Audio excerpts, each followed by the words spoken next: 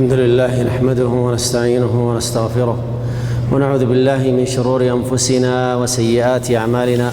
من يهده الله فلا مضل له ومن يضلل فلا هادي له، وأشهد أن لا إله إلا الله وحده لا شريك له، وأشهد أن محمدًا عبد الله ورسوله صلى الله عليه وعلى آله وصحبه وسلم تسليمًا كثيرا.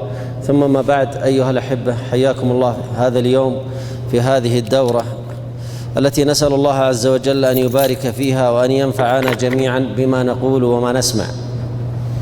أيها الأحبة، هذا البرنامج أو هذه الدروس حول باب القياس، وباب القياس من أهم الأبواب، وقد أثنى عليه علماء الأصول. فهذا الإمام الجويني يقول: القياس مناط الاجتهاد وأصل الرأي، ومنه يتشعب الفقه وأساليب الشريعة. وهذا الفهري صاحب شرح المعالم يقول: من أهم أصول الفقه، إذ هو أصل الرأي وينبوع الفقه، ومنه تتشعب الفروع وعلم الخلاف، وبه تعلم الأحكام والوقائع التي لا نهاية لها. ويقول ابن القيم في إعلام الموقعين: قد ثبت أن الله سبحانه قد أنزل الكتاب والميزان، فكلاهما في الإنزال أخوان، وفي معرفة الأحكام شقيقان. وكما لا يتناقض الكتاب في نفسه، فالميزان الصحيح لا يتناقض في نفسه، ولا يتناقض الكتاب والميزان، يقصد القياس، فلا تتناقض دلالة النصوص الصحيحة ولا دلالة الأقيسة الصحيحة، بل كلها متصادقة متعاضدة متناصرة، يصدق بعضها بعضا ويشهد بعضها لبعض، فلا يناقض القياس الصحيح النص الصحيح أبدا. فهذا كلام أهل الأصول في أهمية هذا الباب، باب القياس. ويكفيك ميزة في باب القياس أنه الدليل الذي يجمع أو يتركب من العقل والنقل، فبابه مهم ولا بد لنا من تعلم هذا الباب. أيضا الإمام الشافعي بين أن العلم كله في كتابه الأم، بين أن العلم كله في النص وفي القياس، فقال: والعلم من وجهين، اتباع أو استنباط.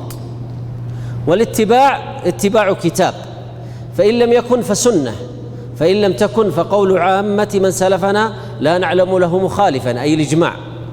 فإن لم يكن فقياس على كتاب الله، فإن لم يكن فقياس على سنة رسول الله صلى الله عليه وسلم، فإن لم يكن فقياس على قول عامة من سلف لا مخالف له. ولا يجوز القول إلا بالقياس، وإذا قاس من له القياس فاختلفوا وسع كلا أن يقول بمبلغ اجتهاده، ولم يسعه اتباع غيره فيما أدى إليه اجتهاده بخلافه، والله أعلم. أيها الأحبة، القياس من أقدم الأدلة التي استخدمتها المخلوقات. فلما خلق الله آدم وأمر بالسجود له، أبى إبليس أن يسجد واستكبر. فلما الله عز وجل سأله لماذا، قال: أنا خير منه، خلقتني من نار وخلقته من طين. فقاس إبليس، وهو أول قياس فاسد عرف في هذا الكون. ثم بعد ذلك توالى الناس في استخدام القياس في أمور كثيرة. هذا فرعون عندما تكلم عن موسى عليه السلام ماذا قال؟ أليس لي ملك مصر وهذه الأنهار تجري من تحتي أفلا تبصرون أم أنا خير من هذا الذي هو مهين ولا يكاد يبين. والعلوم الحديثة، العلوم المادية، سواء علم الفيزياء أو الكيمياء أو غيرها من العلوم، هذه العلوم تقوم على أحد أبواب القياس، تقوم على مسلك الدوران. فهم في التجارب المخبرية أو المعملية يستخدمون فيها باب القياس، باب الدوران. والدوران سندرسه وقته ووضحه إن شاء الله ووضح فكرته. وكذلك يستخدمون أسلوب الطرد في القياس، وهذا كثير. ويستخدمون كذلك قياس الشبه، فهذا داروين عندما وضع نظريته وجد أن فيه نوع شبه بين بعض أنواع القرود وبين الإنسان، فقال أكيد أن الإنسان خرج من هذه القرود. ومن درس نظرية داروين وجدها تدخل في قياس الشبه، وهو قياس شبه فاسد، وسندرس إن شاء الله قياس الشبه وقته وأنواعه سواء كان الصوري أو الحكمي. أيضا مما يدل على أهمية القياس أن الإنسان يقرأ أحيانا في بعض الكتب التي يؤلفها بعض أهل الحديث أو العقيدة وغيرهم، ويجد أن عندهم مشكلة كبيرة في باب القياس، فيجعلون ما كان قياسا يجعلونه نصا، ويجعلون ما كان نصا قياسا، وهذا يورث مشكلة.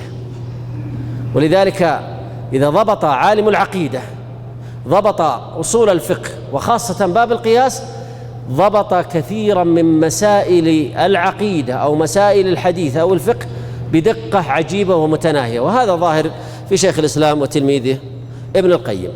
ومنها أيضا ما نعيشه في حياتنا العادية، فنحن نعيش الأوصاف الإقناعية، والوصف الإقناعي في بداية فكرته صحيحة وسليمة، لكن عند البحث والممارسة والتعمق تكتشف أنه هباء لا قيمة له.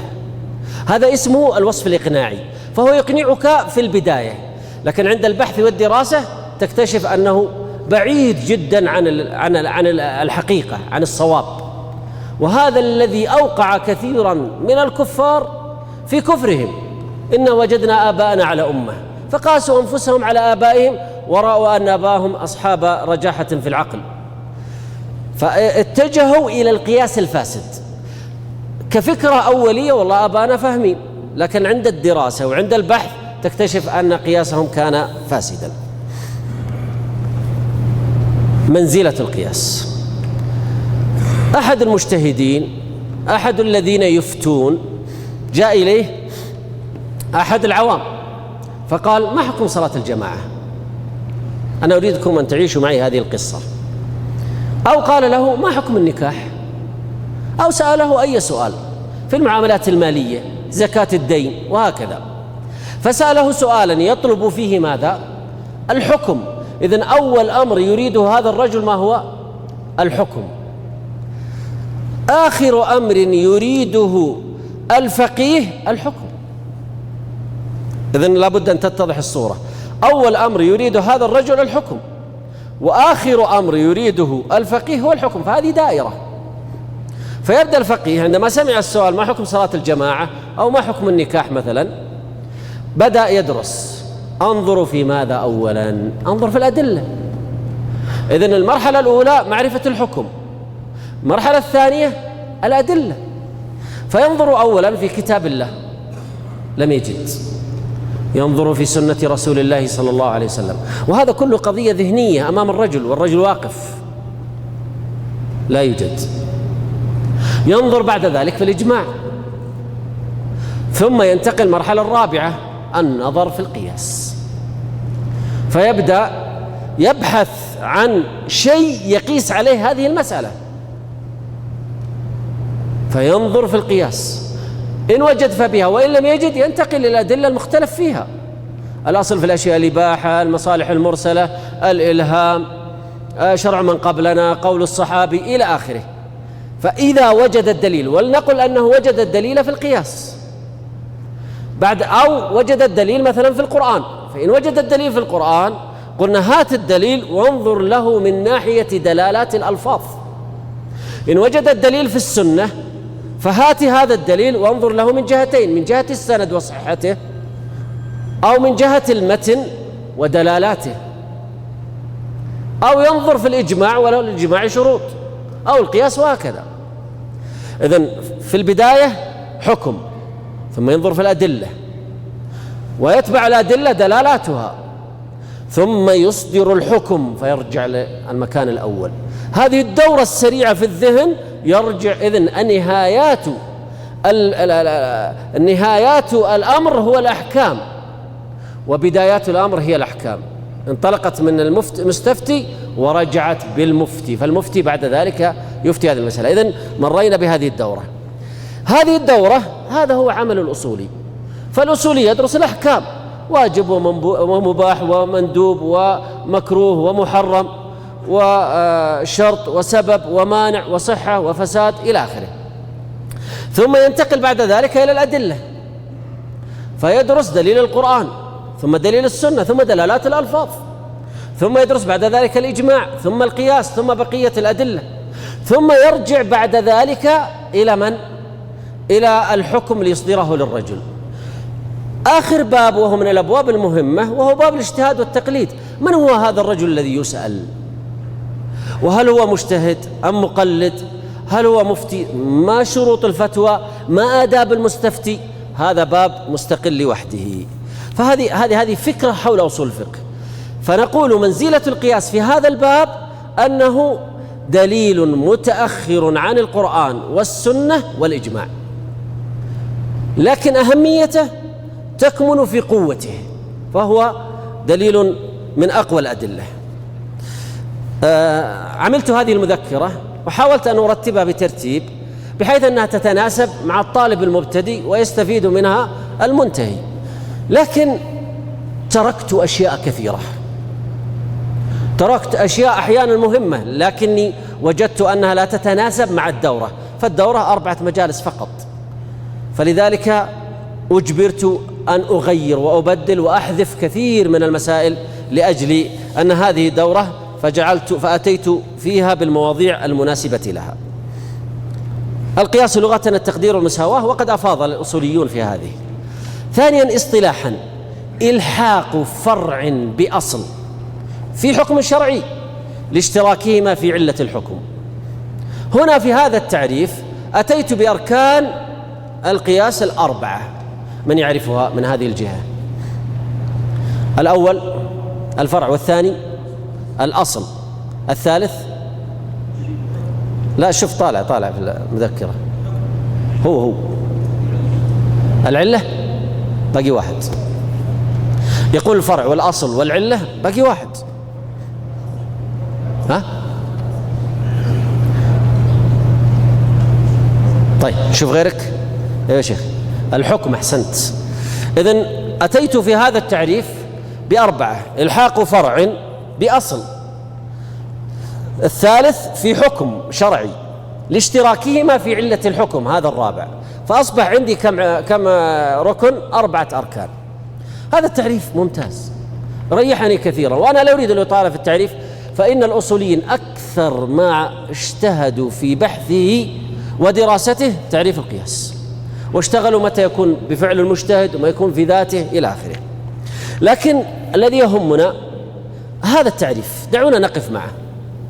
هل ترون هذا التعريف سليم؟ الجهة هذه، هل ترون هذا التعريف سليم؟ أنا أقول هذا التعريف خطأ أصلا، مليء بالعيوب. إلحاق فرع بأصل في حكم شرعي لاشتراكهما في علة الحكم. لماذا كان هذا التعريف معيب؟ وأنا اخترته لأنه معيب، لأجل أن نتدرب. طيب هذا الوسط، هذه الجهة، أيوة أنت. لا هو هذا أركان القياس وليست شروطه، هذه أركان القياس 4. طيب ركزوا معي. أتيت في التعريف بالفرع والأصل والعلة والحكم، وهذه 4 لن نعرفها إلا من طريق القياس، فنحن نريد أن نعرف القياس. بهذا التعريف لن نعرف القياس إلا بهذه 4، ولن نعرف هذه 4 إلا بالقياس. هذه تقتضي إيش؟ الدور. هذا اسمه الدور، وهذا اسمه الدور القبلي. يعني لن يدخل محمد حتى يدخل خالد، ثم قلت ولن يدخل خالد حتى يدخل محمد. هذا ممكن ولا مستحيل؟ مستحيل. وضحت الفكرة؟ لو قلت لن يدخل محمد حتى يدخل خالد، ثم قلت ولن يدخل خالد حتى يدخل محمد، هذا مستحيل. كيف تجي؟ الدور المعي جائز، لكن الدور القبلي هذا لا يصح أبدا، ولذلك أنكروا هذا الدور. هنا هذا هو الدور القبلي. لن نفهم القياس إلا إذا عرفنا الفرع والأصل والعلة والحكم، ولن نعرف الفرع والأصل والعلة دعوا الحكم إلا بمعرفة القياس، فاقتضى ذلك الدور، فالتعريف أصلا معيب. فلذلك بعض العلماء لم يعرف بهذا التعريف وأنكر إنكارا تاما، وعرفوه بتعريفات أخرى، لكن لا نريد أن نطيل في هذا الباب. هل القياس حجة أم ليس بحجة؟ هذه مسألة فيها خلاف قوي جدا بين جماهير العلماء مع الظاهرية. فالظاهرية ينكرون القياس ويقولون هذا القياس قياس إبليس وقياس الفراعنة وقياس المجرمين، فتستخدمونه في الإسلام فلا قياس. الذين يرون بالقياس استدلوا بماذا؟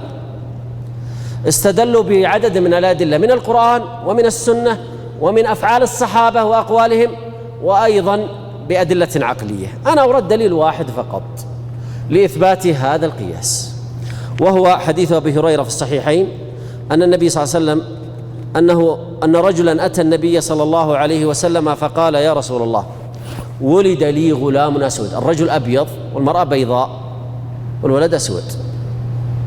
يا رسول الله، ولد لي غلام أسود. فالنبي صلى الله عليه وسلم عرف أن الرجل يريد أن يلاعن، فقال: هل لك من إبل؟ قال: نعم. قال: ما ألوانها؟ قال: حمر.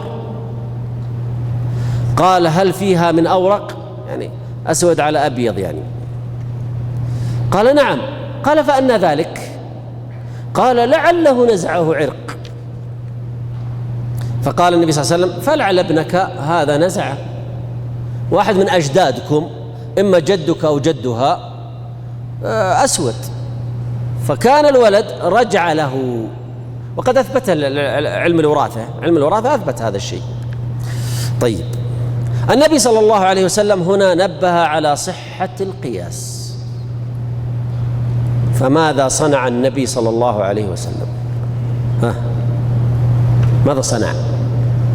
قاس، باختصار شديد قاس. فقد قاس النبي صلى الله عليه وسلم.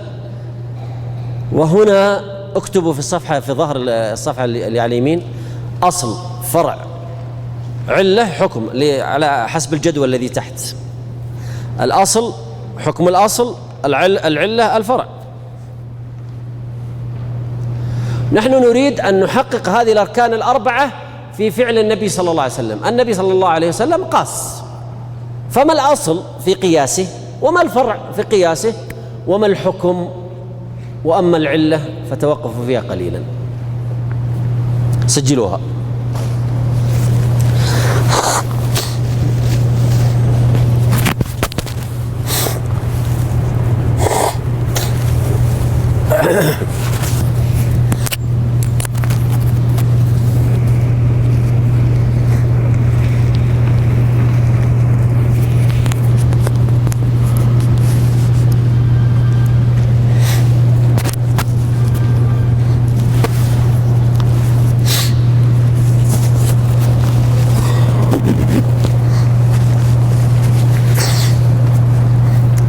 طيب، الوسط.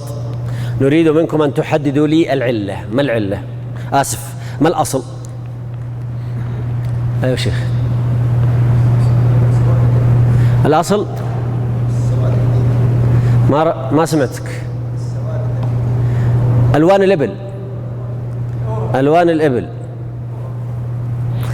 الإبل. هذا الأصل. السواد الذي في هذا البعير، الأورق يعني، الأورق. طيب، والفرع؟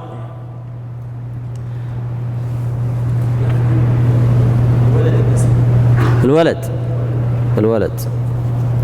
طيب، أحد يوافقهم على أن السواد الموجود في الأصل والسواد الموجود في البعير والسواد الموجود في الولد؟ أم أحد يخالف؟ فكروا. ايش الأصل؟ ايش؟ الإبل، الحمر. والفرع؟ ها؟ الولد الأسود، البعير الأورق، صار كلها في الإبل، ما في البشر شيء. معي يا شيخ؟ صار الآن كلها في الإبل، الإنسان ما له دخل. نحن نريد أن نحدد الفرع والأصل. أيوة أنت يا شيخ. الأصل الإبل، أنت أقرب واحد إلى الآن. والفرع ها؟ الفرع الإنسان. الفرع الإنسان. طيب إيش تتوقع الحكم؟ جواز إيش؟ جواز نزوع العرق، جواز نزوع العرق أو الحاق النسب، أو الحاق النسب. جزاكم الله خير. الأصل اختلاف الألوان في الإبل. الأصل اختلاف الألوان في الإبل، والفرع اختلاف الألوان في الآدميين، والحكم يجوز الإلحاق في النسب. طيب هذا قياس ماذا؟ من أي نوع من أنواع القياس؟ أيوة أنت. قياس شبه صوري. قياس شبه صوري. ما معنى صوري؟ يعني صورته في الإبل مثل صورته في الإنسان. هذا قياس شبه صوري. والقياس الشبه الصوري العلة فيه لا تتحقق، ولذلك أنا أجلها حتى ندرس القياس الشبه في آخر المذكرة إن شاء الله تعالى. إذن هذا قياس شبه. فالنبي صلى الله عليه وسلم قاس. طيب رد ابن حزم على هذا الدليل وهو ظاهري وينكر القياس، فقال من حق النبي صلى الله عليه وسلم أن يقيس، لكن أنت ما هو من حقك أن تقيس. النبي صلى الله عليه وسلم مشرع فله أن يقيس، أما أنت فلماذا تقيس؟ فما الجواب؟ فكروا، يريد عصف ذهني. النبي صلى الله عليه وسلم له أن يقيس، أما أنت لا تقيس. ليش تقيس؟ هذا كلام من؟ كلام ابن حزم. أيوة شيخ. ها؟ لا أبغى هذا الدليل. أنت هربت الآن، هذا اسمه حيدة عن الجواب. حتى عن الجواب رحت دليل آخر، فهذا الهروب مشكلة، لأن ابن حزم بيلحق في الدليل الآخر ويلغيه، وكذا ضعت، لن تستفدت الدليل الأول ولا الدليل الثاني. أيوة شيخ. اللي بعده. لا يا شيخ، أنت قربت من الإجابة بس لا. ها؟ كيف؟ قاس ليعلمنا القياس، قاس يدربنا وينبهنا كيف نقيس صلى الله عليه وسلم. فنحن استفدنا من النبي صلى الله عليه وسلم الحكم في هذه المسألة، واستفدنا من النبي صلى الله عليه وسلم منهجية القياس، فدل على أن من حقنا أن نقيس. وضحت هذه المسألة؟ ولذلك هذا من أقوى الأدلة في إثبات القياس. أقول أعيد الجواب. النبي صلى الله عليه وسلم قاس، فهل من حقك أن تقيس؟ نقول نعم. النبي صلى الله عليه وسلم لم يأتي ليعلمنا فقط أحكام مجردة وينتهي الموضوع، لا، بل دربنا كيف نستخدم دلالات الألفاظ، دربنا كيف نقيس، دربنا كيف نجتهد.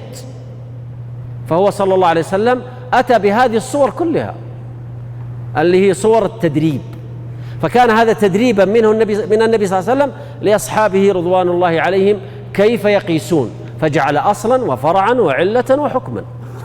فهذا من أقوى الأدلة التي نستدل بها ونرد بها على ابن حزم. فابن حزم يقول أنا أتبع النبي صلى الله عليه وسلم، نقول نحن أفضل في الاتباع منك، فأنت قد اتبعته في زاوية، أما نحن فقد اتبعناه في كل وجه. هذا هو الفرق، اتبعناه في أحكامه، واتبعناه في منهجه وطريقته صلى الله عليه وسلم. قلت أركان القياس 4: أصل وفرع وعلة وحكم. نبدأ أول شيء بالأصل. الأصل اختلف الأصوليون في الأصل. الأصل اللي هو مبني عليه النص، مثلا قياس النبيذ على الخمر، وهذا المثال يستخدم الأصوليون كثيرا لسهولته، طبعا على تقدير صحته ولا هو في إشكال. قياس النبيذ على الخمر. طيب لماذا نقيس النبيذ على الخمر؟ لماذا الخمر بالذات؟ لأن الخمر ورد فيها نص في القرآن وورد فيها نص في السنة، فنقيس نحن النبيذ على الخمر. فالخمر أصل عندنا لورود النص في القرآن على تحريمه، يا الذين آمنوا إنما الخمر والميسر، وحديث النبي صلى الله عليه وسلم لعنت الخمرة على 10 أوجه. طيب، هذا هو الأصل. الطرف الثاني جاء الفرع.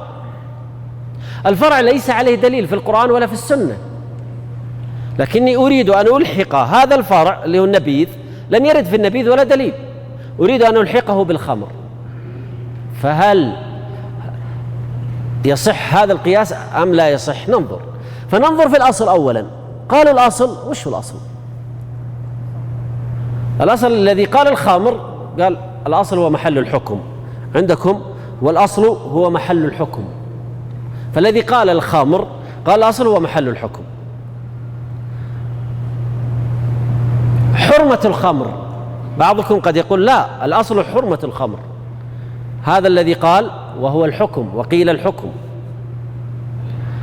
الأصل هو النص الذي نزل في الخمر، وهو قوله تعالى يا الذين آمنوا إنما الخمر والميسر والأنصاب والأزلام رجس من عمل الشيطان لآخر الآيات.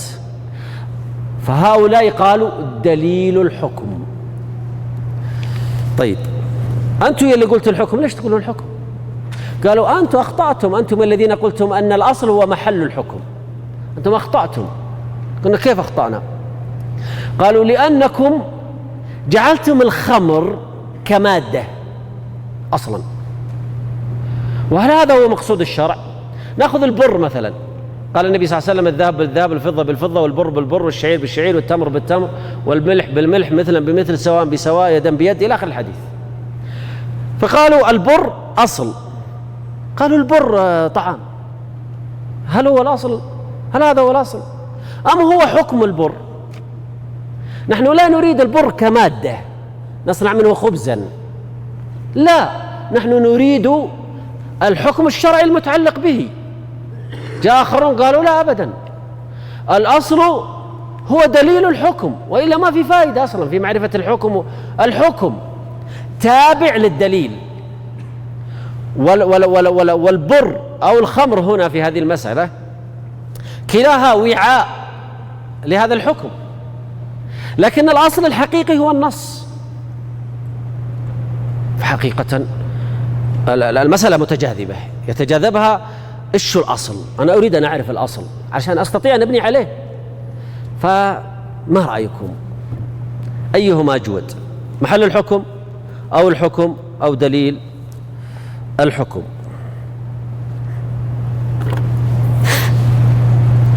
ما أنتم نشيطين أبدا، جالسين بس تسمعون؟ لا، ناقش وتأخذ وتعطي وكن شجاعا. أيوة شيخ، الحكم اللي هو الحرمة، تحريم الخمر، هذا هو الأصل. ويبقى حقيقة الخمر لا، ما ندخل فيها. ودليل الخمر، دليل الحكم ما.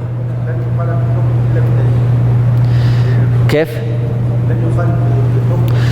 جيد، أحسنت، لكن يبقى عندك مشكلة، وهو أن الحكم ثمرة الدليل، صح؟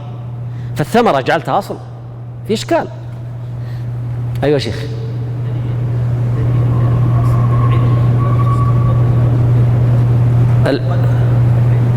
العلة، إذن دليل الحكم أفضلها، إذن دليل الحكم سعد، دليل الحكم محل الحكم. ما رجعنا، وإذا إحنا نفس المشكلة التي في السابق، يعني ما حلينا المشكلة. على كل حال، أيوة، إيش الجميع؟ هذا أجود الأقوال هو جميع الثلاث، الحكم ودليله محل الحكم ودليله وحكمه، المحل والدليل والحكم. المجموعة هذه المنظومة المتكاملة في بيان حكم الخمر من حيث هو خمر، ومن حيث دليله، ومن حيث حكمه. المجموع هذا أو الكل المركب هذا هو الأصل. طيب الفرع، أكيد سنسحب أحد أنواع الأصل أو أحد أركان الأصل، وهو الدليل، لأن الفرع ليس عليه دليل، فيبقى معي ماذا؟ المحل والحكم.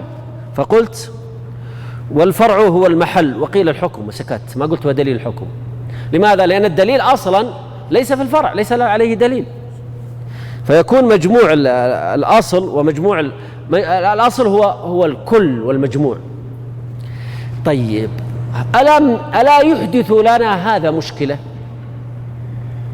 نعم، يحدث لنا مشكلة، وهي أن أركان القياس اثنان: أصل بدليله وحكمه، وفرع بحكمه. طيب هذا مشكل، ويبقى العلة رابط فقط. لكن هذه ليست مشكلة، لأن هذا نوع من أنواع التقاسيم، والتقاسيم الباب فيها مفتوح، ولذلك هذا القول هو أجود الأقوال. لكن الطريقة البسيطة التي يستخدمها الناس هي طريقة أننا نجعل أصل وفرع وعلة وحكم، فنمشي على هذه الطريقة طوال بحثنا بإذن الله عز وجل. قلت بعدها: والعلة فرع للأصل أصل للفرع، كما في الشكل التالي. يمكن تعديل كلمة الشكل، كما في الشكل التالي. ورسمت لكم شكل، أتيت بالأصل وأتيت تحته بالفرع، ثم كيف أن العلة نازلة من الأصل داخلة في الفرع. فالعلة فرع للأصل أصل للفرع. طيب لماذا كانت العلة فرع للأصل؟ لأنها مستنبطة من حكمه. سجلوا هذا، لأنها مستنبطة من حكمه، وحكمه ثمرة لذلك الأصل بعلته. طيب العلة أصل في الفرع. لو تعاملنا بالفرع على أنه النبيذ أو على أنه الأرز في باب البر، الأرز طعام، لكن لما تعاملنا معه بمجموع العلة أو بمجموع المحل والحكم، هنا قلنا أن المؤثر في الفرع هو العلة، فالعلة هي المؤثرة فيه، فالعلة تكتسب قوتها من الأصل وتعطي قوتها للفرع، تستخرج من الأصل وتصب في الفرع، فهي المؤثر. ولذلك لنتخيل العلة مثل التيار الكهربائي الماشي في سلك الكهرباء، هذا هو العلة. العلة هي العمود الفقري في باب القياس، ولذلك العلة كما سموها علة متعبة جدا، متعبة للطالب، لكنها هي العمود الفقري الذي بناء عليه تعرف مقاصد الشريعة، ويمكن بناء الأحكام الشرعية في كثير من المسائل، بل في غالب المسائل. ولذلك نحاول أن نتقن حقيقة العلة. العلة هي التيار الذي يجري في سلك الكهرباء ويعطي النتيجة لمبة النور. النور هذا هو الحكم، والأصل شركة الكهرباء الدافعة لهذا النور. فلذلك حقيقة العلة هي تأثير الكامل، مثل العمود الفقري للإنسان، مؤثر تأثير كامل في الحكم، مؤثر في الأصل ومؤثر في الفرع، وينبني عليه فقط ليس الحكم فقط، بل كذلك ثمرات ذلك الأمر، فتجد المصالح والمفاسد مبنية على العلة. طيب الآن بعد ما عرفنا أن القياس 4 أنواع: أركان، أصل وفرع وعلة وحكم، عملنا جدول وأتيت لكم بمثالين صحيحين. أتيت لكم بمثالين صحيحين. لماذا؟ لأجل أن نتدرب على الصحة من البداية، ثم بعد ذلك نغالط، لأجل أن تقوى عندنا أو يقوى عندنا التدريب على كيفية القياس. فأتيت بالمثال الأول: قضاء الغضبان. لو سألني سائل قال لي: هل يحل للقاضي أن يحكم وهو جائع جوعا مفرطا، أو وهو حزين مات ولده واليوم الثاني يحكم، فهو حزين متألم، أو مريض عنده صداع جاء إلى المحكمة وعنده حمى أو عنده صداع، وبدأ يسمع من الأول ويسمع من الثاني ويقارن وينظر ويحاول أن يخرج أين المشكلة، والصداع يشد عليه أو الحمى تنفضه، هل سيخرج بنتيجة صحيحة؟ أبدا، وسيضر الناس. ولذلك لو جاء سألني إنسان قال: أنا مريض عندي مرض الصداع، أو قاضي يقول هو مريض عنده مرض الصداع، فهل من حقه أن يحكم أو يجوز له أن يحكم؟ نقول: لم يرد في القرآن ولا في السنة أن المريض بالصداع يحكم. ثم بحثنا فوجدنا قضاء الغضبان، فإذا بالنبي صلى الله عليه وسلم عندكم في الكتاب أو في المذكرة يقول: لا يقضين حكم بين اثنين وهو غضبان. صح ولا لا؟ طيب، إذن الأصل ما هو؟ قضاء الغضبان. والفرع قضاء الحزين حزنا مفرطا، أو الجائع جوعا مفرطا، أو العطشان عطشا مفرطا، أو المريض أو إلى آخره. طيب، نريد أن نعرف، نريد أن ننظر فنستنبط الحكمة لأجل أن نقيس ويكون قياسي صحيحا. فنظرنا فوجدنا أن العلة تشويش الفكر المانع من استيفاء النظر في الحكم. تشويش مصدر، هذه الكلمة تشويش هذا وصف، فأنا أصف حال القاضي، قضاء القاضي الغضبان، أنه قد حصل له تشويش في الفكر يمنعه من إصدار الحكم الصحيح فيتضرر الناس، فهنا أمنعه أن يحكم. ولذلك أحيانا تحصل عند القاضي جريمة شنيعة جدا، ويسمع من المجرم ويسمع من الضحية فيتألم القاضي ويغضب غضبا شديدا. نقول له: يجوز له أن يحكم أو لا يحكم؟ يقول: لا تحكم، اخرج واجلس في مكانك مختصرك وفكر واهدى حتى تهدى وتستخدم عقلك، ثم اصدر الحكم الشرعي بعد ذلك. إذن العلة وهي أساس موضوعنا كله تشويش الفكر المانع من استيفاء النظر في الحكم، المبني على أنه قد يحصل فيه في الغالب ضرر على من؟ على أحد المتحاكمين. طيب، ما حكم قضاء الغضبان؟ خرجنا بنتيجة أن الغضبان لا يجوز له الحكم، لا يجوز له القضاء، وبناء عليه فلا يجوز له القضاء إذا كان حزينا أو جائعا أو عطشان أو إلى آخره، أو مريضا إلى آخره. القياس صحيح. أحد يريد أن يناقش في هذا القياس؟ لأن هذا القياس سأعتمده هذا اليوم حتى نهاية صفحة 8 و9. كل ما أخذنا مسألة من المسائل رجعنا له. في إشكال هذا القياس؟ قياس صحيح. نعم. ها؟ إذا إيش؟ إذا قضى القاضي لا يصح. إيه؟ طيب، الثاني قذف المحصنات الغافلات المؤمنات. أتى إلى امرأة غافلة مؤمنة صالحة محصنة فقذفها بأنها زانية، فنقول هذا حرام ويجلد 100 جلدة ولا نقبل له شهادة أبدا وهو من الفاسقين. هذه الأحكام كلها، لذلك وضعت لكم نقط. والدليل على ذلك: والذين يرمون المحصنات ثم لم يأتوا ب4 شهداء إلى آخره. طيب، الفرع قذف المحصنين، هل وجد نص في قذف المحصن من الذكور الغافل؟ ما وجد نص، لكننا سنقيس هذا الذكر على تلك الأنثى، هذا الرجل على تلك المرأة، فنقيسه عليه ونصدر نفس الأحكام. يجلد 180 جلدة لا تقبل له شهادة أبدا وهو من الفاسقين، وهذا الفعل محرم ومن الكبائر. طيب، ما العلة الجامعة بين الذكور والإناث في هذه المسألة؟ هو رفع العار عن المقذوف.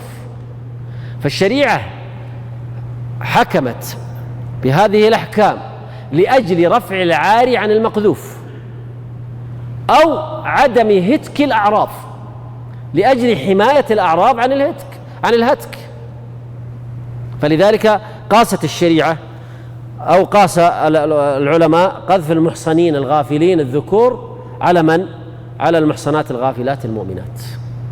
واضح القياس؟ هذا قياس سليم وصحيح ولا إشكال بإذن الله تعالى. طيب، انتهينا. طيب، أنا عندي أصل وفرع وعلة وحكم. اتفقنا على أن الحكم ماذا؟ ثمرة، أخرجوه. خلاص، يبقى عندي 3. الثمرة لا تحتاج شروط. تشترط في الثمرة في النتيجة؟ لا، النقاش في المقدمات وليست في النتائج. فنبدأ بشروط الأصل. قد يقول قائل منكم لا، هذه الشروط اللي جبتها شروط حكم الأصل. نقول ونحن ماذا قلنا في الأصل؟ قلنا الأصل هو المحل والحكم والدليل، فلا إشكال إن شاء الله تعالى. فنبدأ أولا بشروط الأصل، ثم ننتقل، هذا شروط الركن الأول، ثم شروط الركن الثاني الفرع، ثم شروط الركن الثالث العلة الجامعة بينها.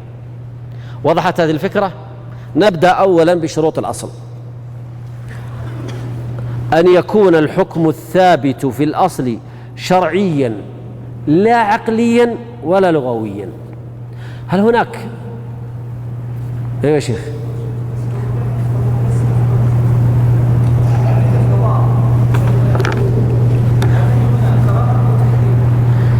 ماذا يقول؟ تحريم يا شيخ. ايه لا يحكم القاضي، لا يقضي أن حكم بين اثنين وهو غضبان، نهي، والنهي يقتضي التحريم حتى يأتي صارف. فهل هناك صارف؟ ثم أن العلة مؤيد، لأن لما تشوش فكره أضر بالذين حكم عليهم، ولو قلنا كراهة لصححنا حكمه.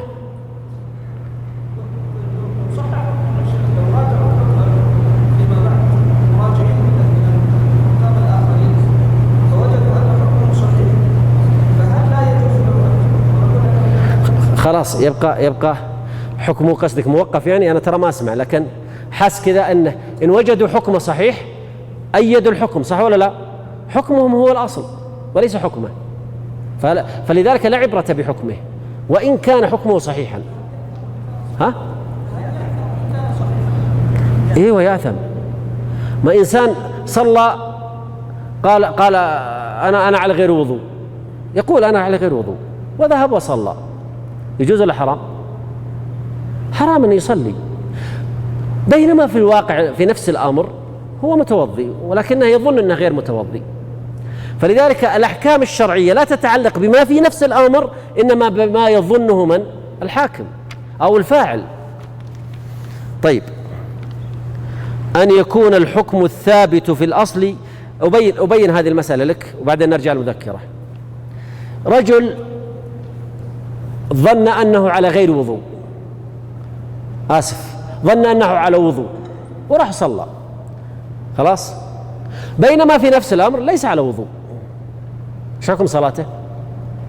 صحيحة مع أنها في نفس الأمر باطلة، لكن الأحكام الشرعية تتعلق به هو، لا تتعلق بما في نفس الأمر.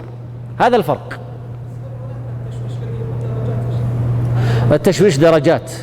لذلك ماذا قال النبي صلى الله عليه وسلم؟ لا يقضين حكم بين اثنين وهو غضبان، فأتى باسم الفاعل الدال على التمكن. أما مجرد وجود الغضب فلا، ما يعتبر حكم. الغضب هذا وضع طبيعي أن يأتي فيه، مثلا يسمع كلاما بشعا فيحكم مع وجود الغضب، لكن هل وصل درجة غضبان؟ لا، ما وصل. ولذلك غضبان تجد أن فيه شيء من المبالغة.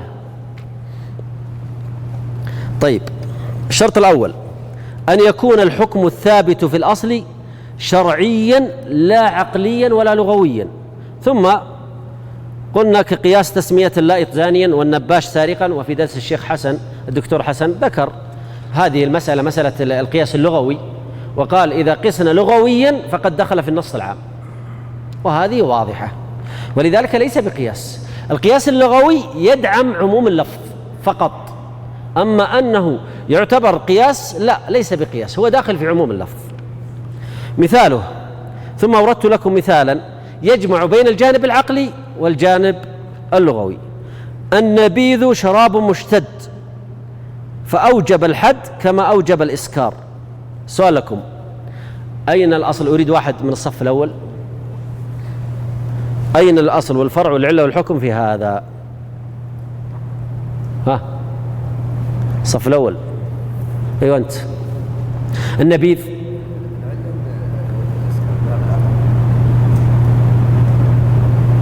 لا، أين النبيذ الشوة، فرع ولا أصل؟ فرع، أحسنت. طيب، والأصل الخمر، أحسنت. والحكم إيجاب الحد،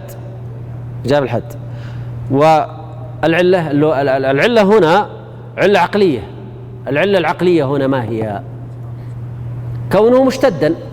ما معنى شراب مشتد؟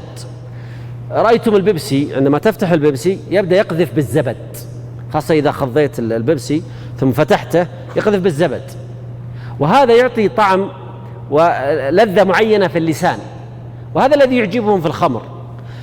شراب الخمر يشبهه وفيه قوة قذف، فلذلك سمي شرابا مشتدا قويا، فهذا هو سبب التسمية. فهو هنا ماذا قال؟ شراب مشتد. هذا وهذه العلة علة عقلية، إذن كونه شرابا مشتد علة عقلية، علة عقلية حسية معقولة، لكن هل هي مبني عليها الحكم الشرعي؟ لا، كونه مشتد وغير مشتد. ولذلك نشرب البيبسي 7 أب، وبعض الناس يشرب بعض مشروبات الطاقة، ومع ذلك لا تحرم عليه.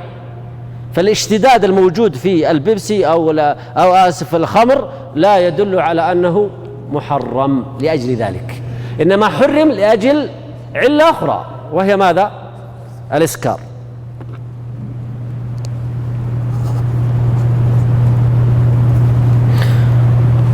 أو كما وجب تسميته خمرا. النبيذ فرع، الخمر أصل. العلة كون اسمه خمرا، عرفتوا؟ كون اسمه خمرا، هذه علة ماذا؟ لغوية. كون اسم النبيذ خمر وهو مخامر العقل، وكون اسم الخمر خمرا وهو مخامر العقل. طيب نقلب الصفحة وسنجد الإجابة. فإن إجابه الإسكار معقول، وتسميته خمرا أمر لغوي، وإيجاب الحد أمر شرعي، فلا يصح القياس عليه. لماذا؟ لأنك لا بد أن تكون العلة لها أثر شرعي، ولا تكون العلة لا عقلية ولا لغوية. فقلنا الأصل الخمر، العلة الفرع النبيذ، حكم الأصل حرام، العلة كونه شرابا مشتدا وهذا حسي عقلي، أو لكونه خمرا وهذا لغوي. وقلت لكم هذا قياس فاسد لأنه غير شرعي. نحن لا نتعامل مع المسألة تعامل لغوي وعقلي، نحن نتعامل مع المسألة تعامل شريعة. إذن هذا الشرط الأول. الشرط الثاني أن يكون حكم الأصل ثابتا بالنص، وهو الكتاب أو السنة، مثل القياس على الخمر، وقد ثبت تحريم الخمر بالقرآن والسنة. طيب ما ذكرت الإجماع؟ نعم يا شيخ. لأن الإجماع يرجع إلى النص، لا بد له مستند، فالمرجع في الأخير هو النص، سواء كان إجماعا أو غيره. إذن نقول أن يكون حكم الأصل ثابتا بالنص، وهو الكتاب أو السنة، مثل القياس على الخمر، وقد ثبت تحريم الخمر بالقرآن والسنة. سؤال: ما الفرق بين الشرط الأول والشرط الثاني؟ نريد الجهة هذه. ما الفرق؟ السؤال لكم: ما الفرق بين الشرط الأول والشرط الثاني وكلها في الأصل؟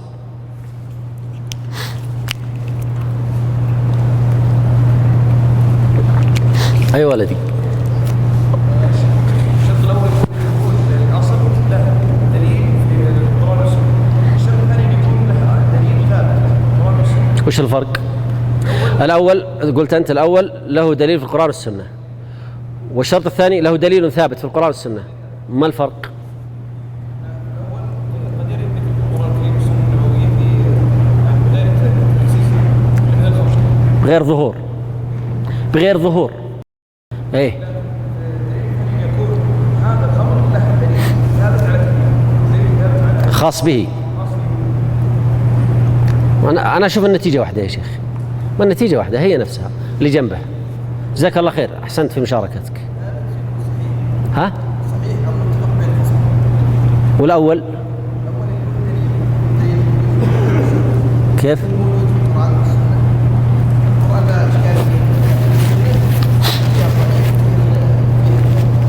صحيح، الضعيف ما يعتمد مرة، ما يعتمد مطلقا في الأحكام، فكلامنا فقط في الصحيح. المقصود السنة الصحيحة.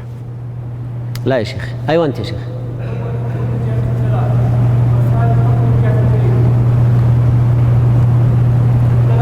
والله ما فهمت شيء.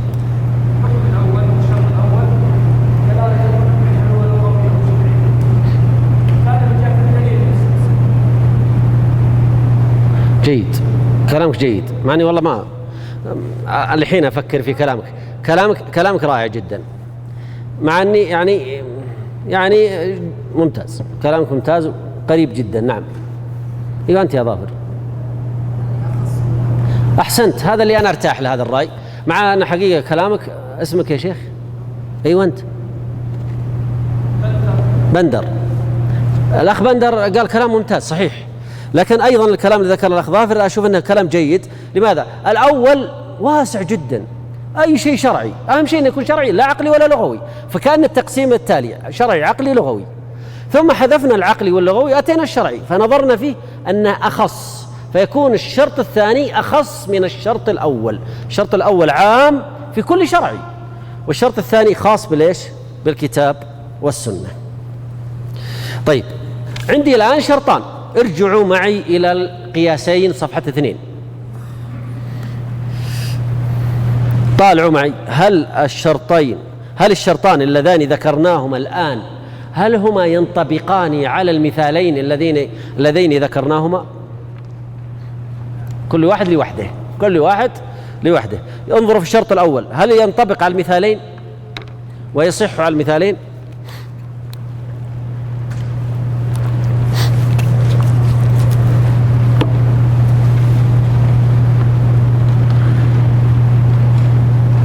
أسمع هذه الجهة، ايش رايكم؟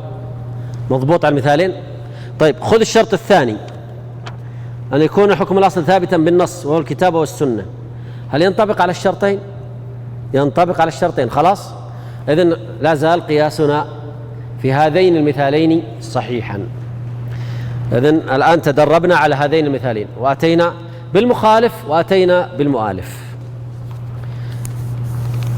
في فرع يخرج من الشرط الثاني، اشترطنا في الشرط الثاني أن يكون حكم الأصل ثابتا بالنص بالكتاب أو السنة.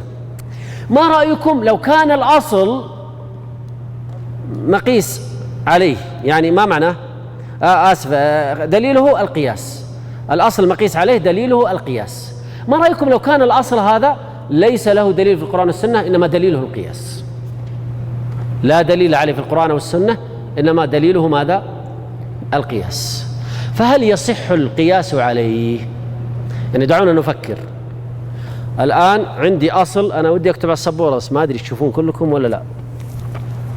ارتاح شيخ. عندي الأصل والفرع، العلة، الحكم. الأصل لا بد أن يكون كتاب أو سنة، وهذا واضح في المثالين.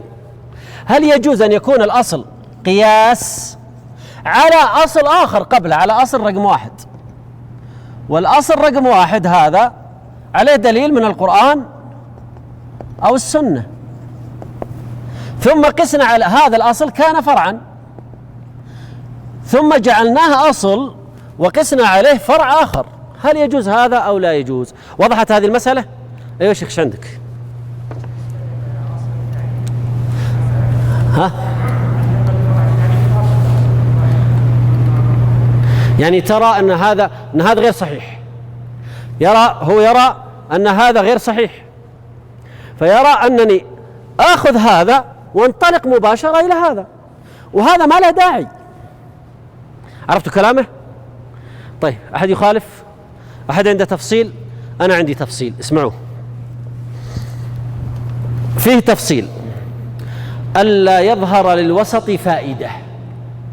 فإذا قال قائل: التفاح ربوي قياسا على السفرجل، والسفرجل قياسا على البطيخ، والبطيخ قياسا على البر، لم يكن محسنا بل مطولا من غير فائدة، والوسط ضائع حشو، لأن نسبة السفرجل والبطيخ والتفاح إلى البر واحدة، لا كيل ولا قوت في الجميع بل الطعم فقط، فأي معنى لتوسط السفرجل والبطيخ؟ طيب، انظروا معي.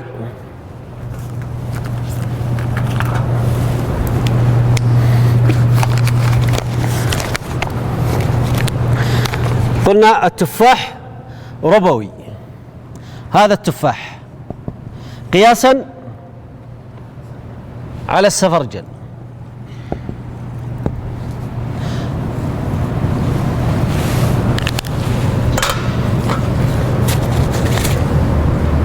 وقسنا السفرجل على ماذا؟ البطيخ. وقسنا البطيخ على البر.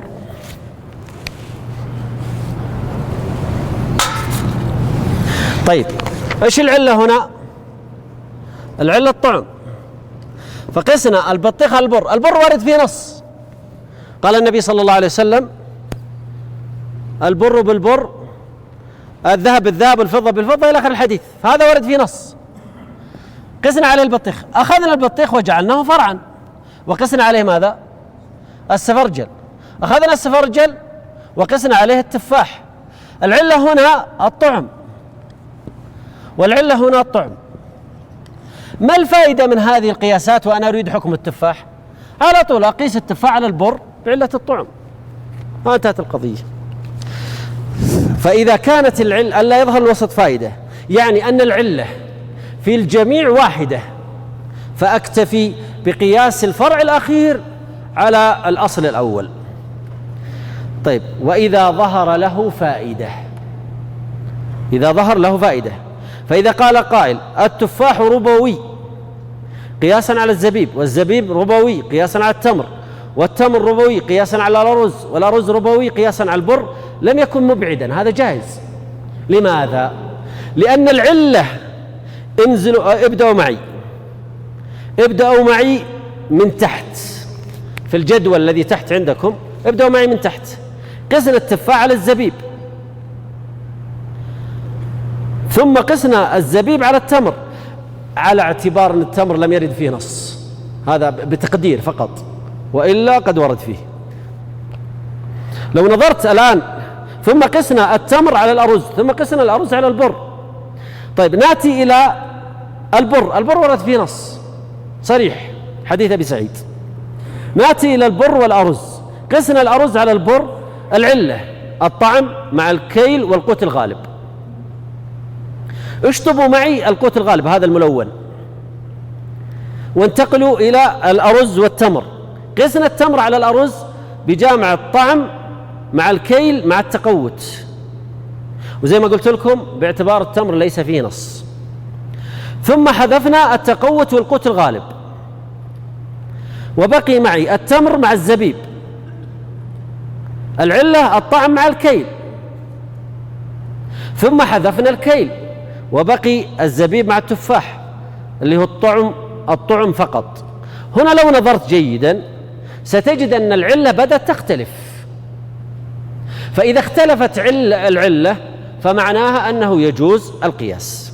طيب، أنت الآن قست على غير نص من كتاب أو سنة، نقول وهذا القياس صحيح. لماذا؟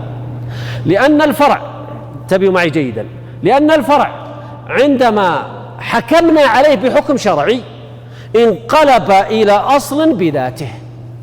أعيد العبارة: الفرع عندما أعطيناه حكما شرعيا وأصبح له حكم شرعي ثابت في الشريعة، انقلب إلى ماذا؟ إلى أصل بذاته. فبعد ذلك جعلناه أصلا وقسنا عليه لاختلاف العلة. قد يكون المثال هذا فيه إشكال، ننتقل إلى المثال الثاني. مثال آخر: الجذام عيب. الجذام هذا مرض في الجلد، في جلد المرأة مثلا، عيب يفسخ به، عدلوها، النكاح يفسخ به، موجودة. الجذام عيب يفسخ به النكاح قياسا على القرن والرتق، ثم يقيس القرن والرتق على الجب بجامع فوات الاستمتاع. إذن كلمة بيع الأمة فيفسخ به اشطبوها، ويكون العبارة كالتالي: الجذام عيب يفسخ به النكاح قياسا على القرن والرتق. القرن عظم في فرج المرأة يمنع الاستمتاع، والرتق هو من أولم يرى الذين كفروا أن السماوات والأرض كانتا رتقا ففتقناهما. الرتق يعني متلاصق، يمنع الرجل من الجماع، اللحم متلاصق يمنع الرجل من الاستمتاع بالزوجة. والجذام مرض على الجلد. طيب، نأتي إلى المثال عندكم. المثال الأخير، السطر الأخير هو المقدم.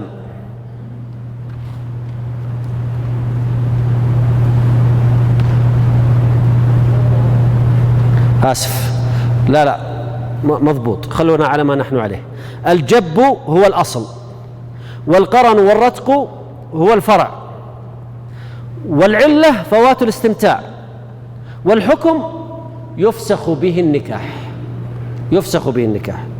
إذن هذا هو الأصل، هذا الأصل الأول. ثم بعد ذلك القرن، قسنا الجذام على القرن والرتق بجامع أنهما عيب. اختلفت العلة أم لم تختلف؟ فكان القرن والرتق في المسألة الأولى فرعا، ثم أخذناه فجعلناه ماذا؟ نعم يا شيخ، نعم يا شيخ، ثم أخذناه فجعلناه أصلا. أحسنت، ثم أخذناه فجعلناه أصلا، مع أنه كان في المسألة السابقة فرع. لكن لماذا كان هذا الفعل صحيحا؟ لأن العلة في المسألة الثانية غير العلة في المسألة الأولى. العلة في المسألة الثانية مختلفة عن العلة، فإذا اختلفت العلة فلا بأس بالقياس على أصل هو قياس، لا بأس. أما إذا اتفقت العلة فهو حشو لا فائدة منه فيحذف. أحد السؤال؟ نعم يا شيخ. ها؟ قد تكون العلة مركبة في القياس الأول. ما هو الآن عندك فوق في الجدول الأول البر والأرز، العلة مركبة، طعم وكيل وتقوت أو قوت غالب، صح ولا لا؟ هنا العلة مركبة، حذف أحد أجزاء العلة يكون مؤثر، يكون له تأثير. فلذلك التفاح ليس فيه كيل ولا قوت، فيبقى أنه طعم. جزاك الله خير.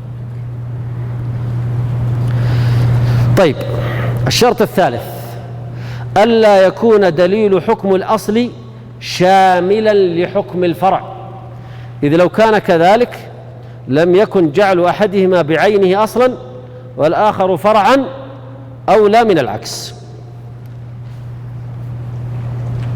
خلاص، ألا يكون دليل حكم الأصل شاملا لحكم الفرع. النص عام، إن المسلمين والمسلمات عام في كل مسلم، والمؤمنين والمؤمنات عام في كل مؤمن. فما تأتي تقول زيد المؤمن نقيس على بقية المؤمنين، لا. ونأخذ عليه مثال: الذرة ربوي قياسا على البر بجامع الطعم. قال عليه الصلاة والسلام: لا تبيع الطعام بالطعام، فإن تناول الطعام للبر كتناوله للذرة. يعني لا تبيع الطعام بالطعام، كلمة الطعام عامة في كل طعام، في البر والذرة والدخن وإلى آخره، في جميع أنواع الطعام. فقال النبي صلى الله عليه وسلم: لا تبيع الطعام بالطعام. فجاء بعضهم وراح قاس الذرة على البر. طيب، لماذا؟ طيب، عندي النص عام يدخل فيه الذرة والبر ويكفي النص العام، ما لا داعي تقيس. هنا يحتمل أن يأتي رجل، هذا الرجل الأول قاس الذرة على البر بجامع الطعم، والدليل لا تبيع الطعام بالطعام. جاء رجل آخر وقاس البر على الذرة، عكس، بجامع الطعم، والدليل لا تبيع الطعام بالطعام. فكما أن من حق الأول أن يقيس الذرة على البر، من حق الثاني أن يقيس البر على الذرة. فلذلك إذا جاءت النصوص العامة ودخل الأفراد كلهم فيها فلا يجوز قياس أحد الأفراد على الفرد الآخر. واضح هذه المسألة؟ نبينها في الجدول ثم نسمع الأسئلة.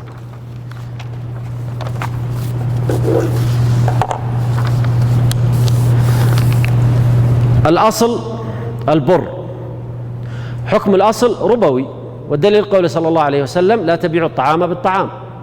العلة الطعم، الفرع الذرة.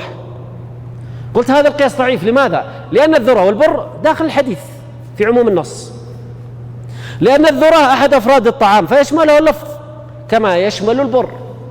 فلو عكسنا القياس بأن جعلنا الأصل الذرة والفرع البر فسيكون على كلامكم صحيحا وعلى منهجكم صحيحا. فإذا واحد يقيس الذرة على البر والثاني يقيس البر على الذرة، ولا خلاصة هو أن النص عام. فإذا جاءنا النص عام فلا قياس. طيب، واضح هذه المسألة؟ طبقوا ذلك على الخمر والنبيذ، كل واحد لوحده.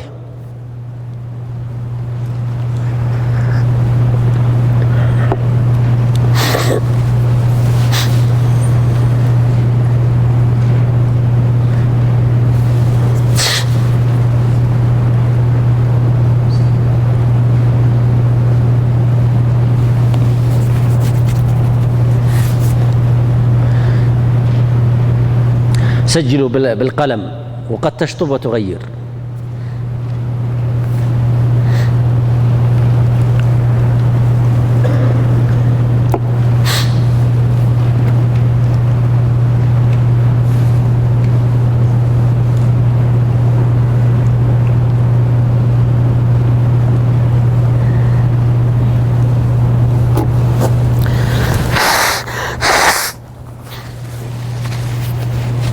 ساعة كم نوقف؟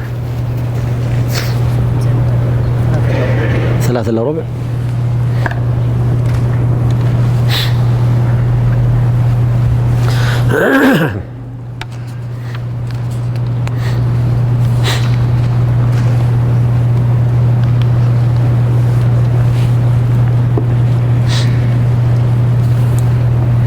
خلاص انتهيتوا؟ طيب، نريد من هذه الجهة ماذا صنعتم؟ طبعا أتيت لكم بالحديث: كل مسكر خمر كل مسكر حرام، في صحيح مسلم. ماذا صنعتم؟ ماذا سجلت في الأصل والفرع والعلة والحكم؟ يا إخوان، الجهة هذه نريد وجها جديدا، تفاعلوا معنا. ترى بعدين ما عاد أسألكم. أيوة تفضل يا شيخ. الأصل الخمر، اللي كتب الأصل الخمر صحيحة، حكم الأصل حرام ويستحق الحد. جيد، الحرام والحد. طيب، العلة الإسكار، أحسنت. الفرع النبيذ. وسجلوا الحديث عندكم داخل الجدول أمام حكم الأصل: كل مسكر خمر وكل مسكر حرام. الفرع النبيذ والعلة الإسكار. يا سلام. بناء على هذا الحديث: كل مسكر خمر وكل خمر حرام، نأتي إلى النبيذ. هل النبيذ أحد أفراد المسكر؟ نعم، فهو خمر، فهو داخل في عموم النص النبيذ، ولا داعي للقياس لوجود النص العام. وكما أنك قست النبيذ على الخمر، أنا من حقي أقيس الخمر على النبيذ، وأجعل النبيذ أصلا لأنه مسكر، وألحق به ماذا؟ الخمر. طيب، إذن عرفنا الآن أنه إذا وجد النص العام فإنه لا يجوز بعد ذلك ماذا؟ لا يجوز بعد ذلك أن تأتي وتعمل قياسا. لماذا؟ لأن كليهما فردان في من ألفاظ أو من أفراد النص العام. طيب، ارجعوا معي إلى القياسين، صفحة 2، وطبقوا هذا الشرط. هل هذا الشرط طبقوه؟ هل القياس صحيح انتفى فيه الألفاظ العامة، أم أن القياسين غير صحيحة؟ أترك لكم المجال، انظروا في المثالين.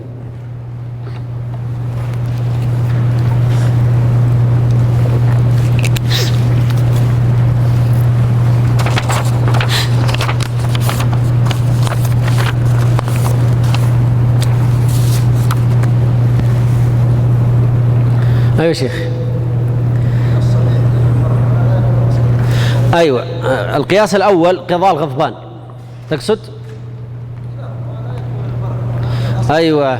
لا يدخل الفرع في عموم النص. كلا القياسين صحيحة لأن الفرع لا يدخل في عموم النص، فالحزين والجائع والعطشان لا يدخلون في كلمة غضبان، في مطلق كلمة غضبان. وكذلك والذين يرمون المحصنات لا يدخل فيها المحصنون. ولذلك لما أراد ابن حزم أن يفر ماذا قال؟ والذين يرمون المحصنات الفروج المحصنات. وهذا بعد في المعنى لأجل الهروب من القياس، وإلا فالقياس صحيح. أحسنت. إذن القياسان صحيحان لا زال، وتدربنا على قضية التعامل مع هذا الشرط. يا ولدي تفضل.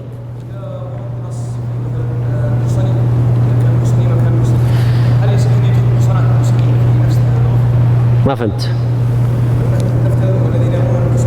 أيوة. أيوة. نعم لأن المسألة مبنية على التغليب. إذا قال الله تعالى، لو قال الله تعالى والذين يرمون المحصنين يدخل فيه المحصنات بناء على التغليب. لكن هل هذا قياسي أو لغوي؟ الحنابلة يقولون لغوي، الجمهور يقولون قياسي. هذا هو الفرق. الرابع أن يكون الحكم في الأصل متفقا عليه عند الخصمين فقط لضبط فائدة المناظرة. هذا الشرط لا يتعلق بباب الاجتهاد، باب النظر، إنما يتعلق بباب المناظرة. ومن باب الفائدة فإن المناظرة أكثر ضيقا في التعامل مع الأدلة من الاجتهاد. فأنا عندما أجتهد لوحدي بدون أن يكون علي أي أحد يرد علي ويناظرني سأخذ أريحيتي كاملة. أنا في البحث ما أخذ راحتي، ما حد بيرد علي، كما يفعل بعض الناس الذين يؤلفون الكتب، فيؤلف الكتاب وهو جالس في بيته ويصدر أحكام شرعية ونقاشات ويناقش نفسه بنفسه. هذه طريقة الاجتهاد. ثم يطرح كتابه في السوق فيقع في أيدي العلماء فيقرؤونه فيخرجون عيوبه ثم يناقشونه ويردون عليه. هذا باب المناظرة.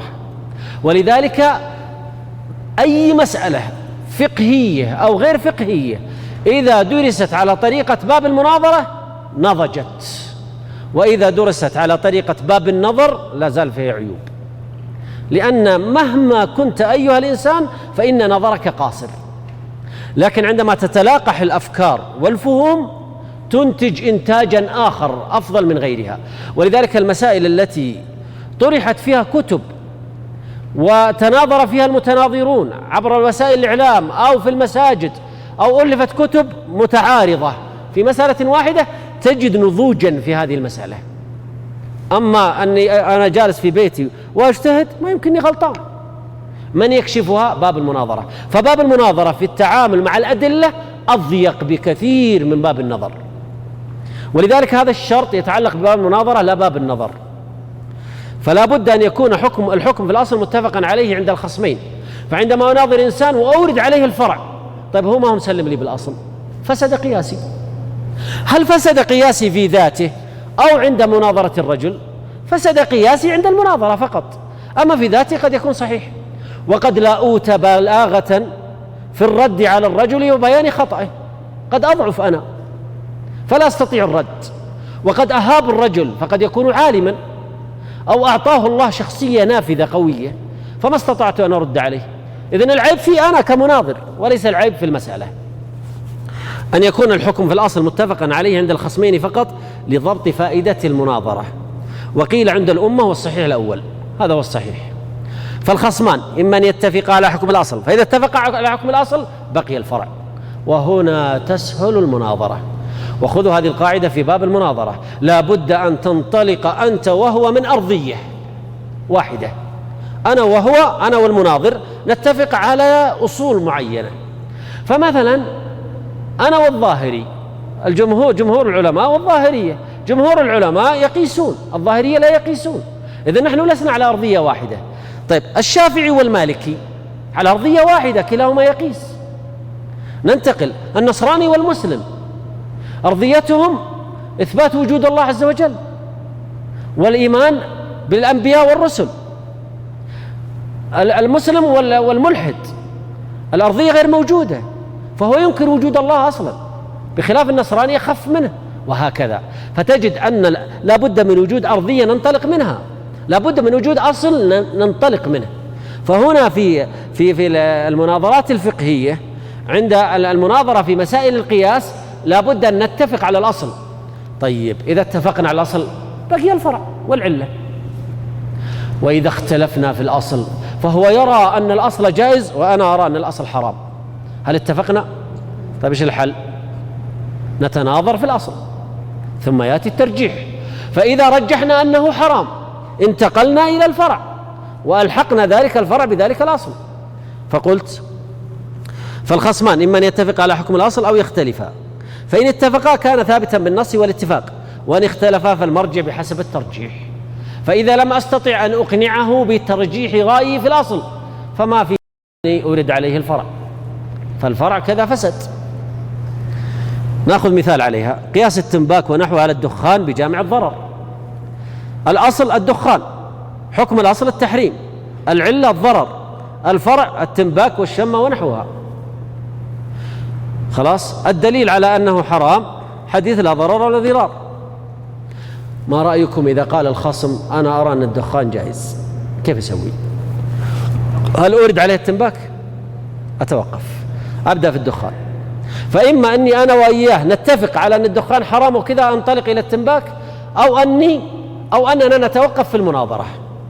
فقلت لا يصح إذا كان الخصم يقول الدخان مباح، وهذا عند المناظرة للنظر وليس الاجتهاد الخاص. واضح هذه المسألة؟ ارجعوا. نعم، ارفع صوتك يا شيخ. ها؟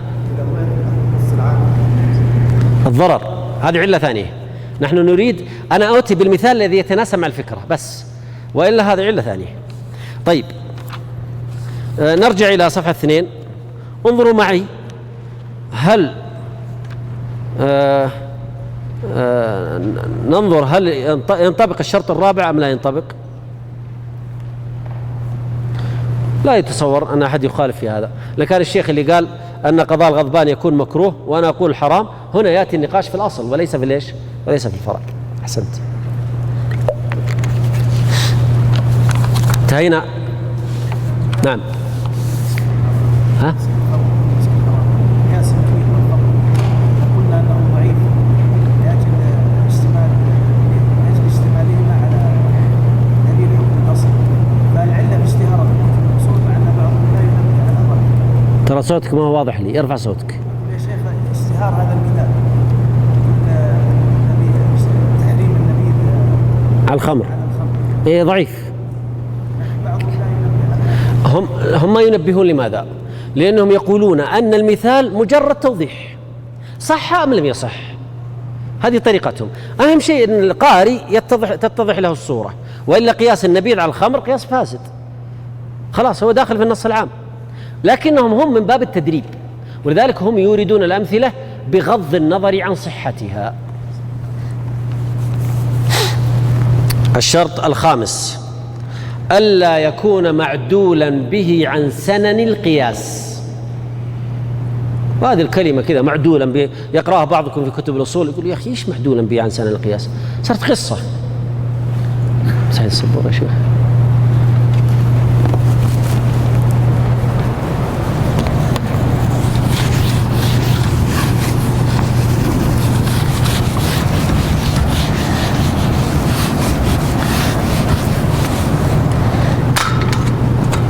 عندنا أحبة أصل،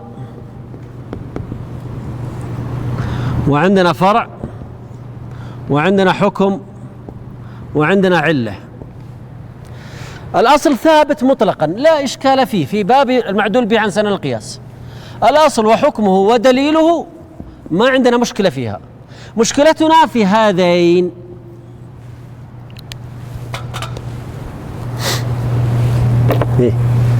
مكرون ملفوف عليه مشكلتنا في هذين. قد يكون هناك علة وقد تكون تعبدية. قد تكون العلة ماذا؟ تعبدية، أو العلة في الفرع، المشكلة في الفرع، فلا يوجد فرع يشبه الأصل. طيب جزاك الله خير. إذن نقول في المعدول به عن سنن القياس ليتضح، عندي 4 أركان: أصل وحكم وعلة وفرع. الأصل مع حكمه ودليله هذه لا تنفك، تبقى لا نناقشها.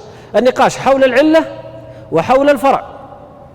العلة قد تكون ماذا؟ تعبدية، إذن غير معقولة المعنى. إذن هل نقيس عليها أي فرع؟ الفرع على الأصل؟ لا. لماذا؟ العلة تعبدية، ما أعرفها. العلة تعبدية، مثل لحم الإبل ينقض الوضوء. لحم الإبل ينقض الوضوء هذا أصل، وحكمه أنه ينقض الوضوء، ودليله معروف، حديث ماذا؟ حديث جابر وغيره، جابر بن سمرة. لكن الأصل ثابت، العلة تعبدية، والله ما أدري إيش السبب. هل تقيس عليها فرع؟ لا. الأمر الآخر، هذا الأمر الأول، فهو معدول به عن سنن القياس لأن العلة تعبدية، أو أن الفرع لا يوجد فرع يمكن أن يلحق بالأصل، مثل عدد ركعات الظهر 4. هل يمكن أن تلحق شيء بها؟ هل تتصور أن يوجد في الشريعة شيء يعتبر فرع لصلاة الظهر 4؟ ما في. إذن عندي أمران: إما أن يكون العلة غير معقولة المعنى فتكون تعبدية، أو أنه لا يوجد فرع وسموه النظير. نقرأ الآن: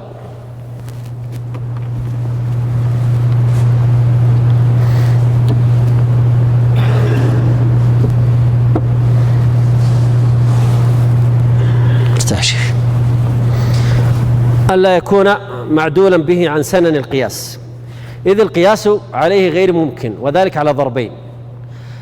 الضرب الأول: ما ورد غير معقول المعنى، يعني تعبدي، زي ما ذكرت لحم الإبل ينقض الوضوء، تعبدي. ما العلة؟ ستجد أن من ذكر لها علة فهي ضعيفة. نأخذ مثال عليها: سواء كان مستثنى عن قاعدة عامة كتخصيص خزيمة بقيام شهادته وحده مقام نصاب الشهادة. ما العلة أن خزيمة شهادته بشهادة رجلين؟ ما في علة، قضية تعبدية من النبي صلى الله عليه وسلم. هل يمكن أن نقيس واحد في زماننا هذا بخزيمة بن ثابت؟ لا، لأن العلة ماذا؟ تعبدية. مثال آخر للتوضيح: أكل لحم الإبل، فمن رآه تعبديا غير معقول المعنى لم يقس غيره عليه، ومن رآه معقول المعنى قاس، يقيس لحم الجزور.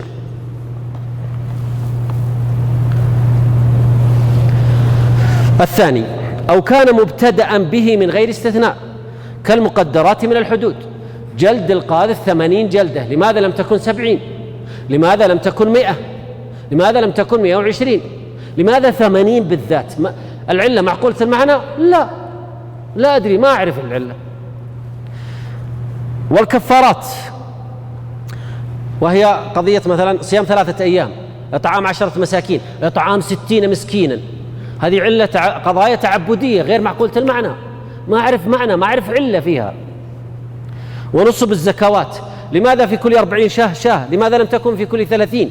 لماذا لم تكن في كل 50؟ في كل 100؟ إنما في كل 40؟ لماذا في 5 من الإبل شاه؟ وهكذا. هذه أشياء تعبدية، ليس عندنا إلا التعبد. وأعداد الركعات، لماذا صلاة الظهر 4؟ لماذا لا تكون 6 أفضل؟ نصلي لله 6 ركعات أحسن من 4. لماذا لم تكن 10؟ لماذا 4 بالذات؟ علة تعبدية، ما أعرف. فإذا كانت العلة تعبدية لا تقيس مبتدأ أو مستثنى، لا تقيس أبدا. نعم. ها؟ ايش الفرق بين ألف وباء؟ الفرق بين ألف وباء. إيه. سواء كان مستثنى من قاعدة، هذا مستثنى من قاعدة وهذا مبتدأ. يعني قاعدة الشهادات في الأموال، في النكاح، في غيرها، شهادة شاهدين. استثني خزيمة، هذا استثناء من قاعدة. أما المبتدأ كأعداد الركعات، ما كان في شيء عام ثم استثني، إنما ابتداء. الثاني مبني على الفرع، ما ورد الشرع به ولا نظير له، أي لا فرع له يقاس عليه. وجالس أفكر وأجمع إيش الفرع الممكن أن يقاس عليه. خلونا نشوف. كاللعان، هل يمكن أن تقيس أمر آخر غير اللعان على اللعان؟ ما تأتي، ما في. القسامة أن يحلف 50، ما في فرع يمكن أن يبنى عليها.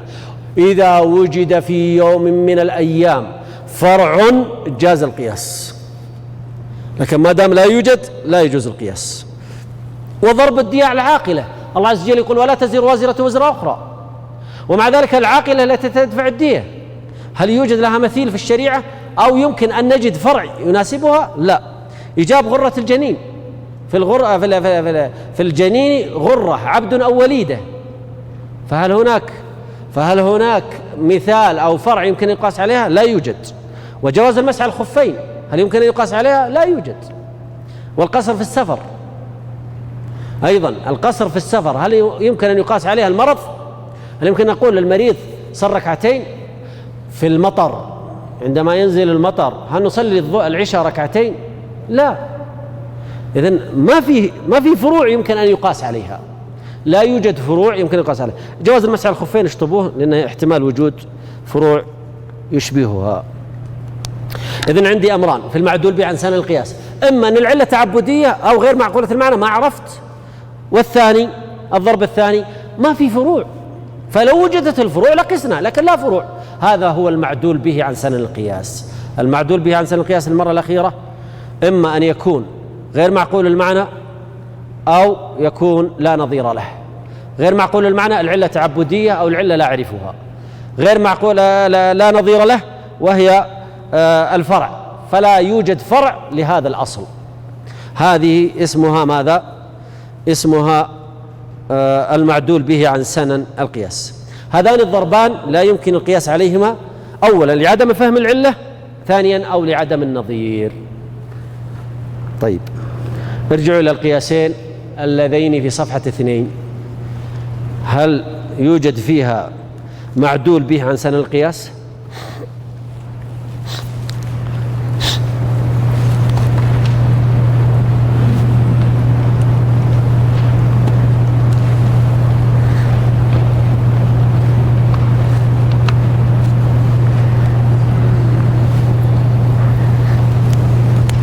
طيب انتهينا، ليس هناك معدول به عن سنن القياس، فالقياس صحيح. قلت أنا واجب صاع التمر في لبن المصراه.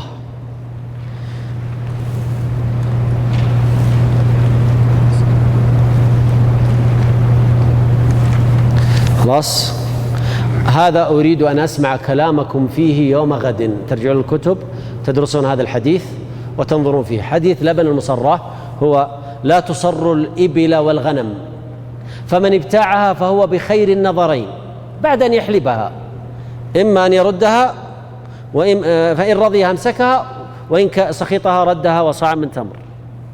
فقال في الحديث وصاعا من تمر. هنا المشكلة، هل يمكن أن نقيس عليه غيره عليه؟ هل هذا الحديث تصرية الإبل هل هو من المعدول به عن سنن القياس إما في العلة أو في الفروع؟ أنا أريدكم أن تقرأوا هذه الليلة وتنظروا، ثم يوم غد سنناقش هذا الحديث. اكتبوا بداية الحديث ثم انقلوه بعدين. لا تصروا واو ألف، بعد لا تصروا واو بعدين ألف، الإبل والغنم، والحديث في الصحيح صحيح البخاري ومسلم. نقول هل هذا من باب المعدول به عن سنن القياس؟ هل لا يمكن القياس عليه؟ فسأترك لكم المجال يوم غد إن شاء الله لنقاش ذلك. الشرط السادس. أيوة شيخ. إيه؟ لا، لأنك إذا قست التأمين المعاصر على ضرب الدية على العاقلة أوجب عليك أن تحدد أفرادا معينين اللي هم العاقلة القبيلة والتأمين مفتوح لكل الأمة كل البشر، ليس في أصناف معينة.